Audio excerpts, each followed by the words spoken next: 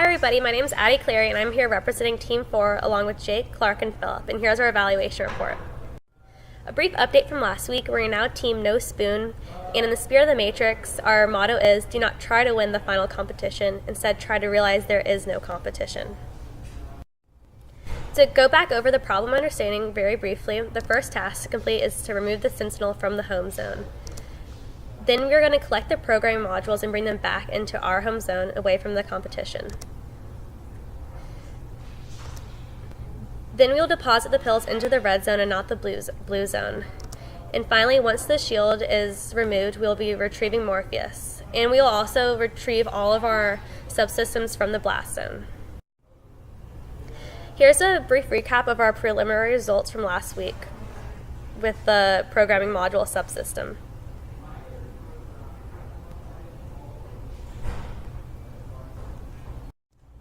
This week we created 5 preliminary designs, and each comprised of the 4 subsystems. We used a brainstorming method to develop multiple design ideas for each subsystem and combine them in various combinations. Our first subsystem features high target accuracy. Our drawer slides slide out and deposit the pills into the red zone. The Sentinel subsystem will push the dog bone into the EMP zone, and our programming module subsystem is very similar to what we used last week. The Morpheus subsystem is triggered by a mousetrap, and then all of our subsystems will be retracted using a DC motor to egress from the blast zone. This design is very similar to the previous one, except instead of the drawer slides, we have a scissor arm mechanism to bring the pill subsystem out and to grab Morpheus at the same time. An advantage of this would be that we could grab Morpheus while we are depositing the pills, but there is a serious lack of stability, and so that is a serious negative. This is similar to the last one, except instead of just pushing the Sentinel, we have a tube to slap the Sentinel out of our zone and hopefully into an opponent's home zone. And so this has the same positives and negatives as the last one, but another positive is that the Sentinel will be slapped into someone else's zone, creating a greater point gap.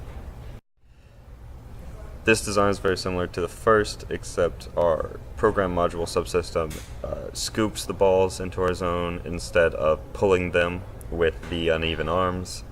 A big con of this one is that the scooping is less advantageous than just pulling them in, because it would be more complex and it would require more string, and string is pretty much the worst.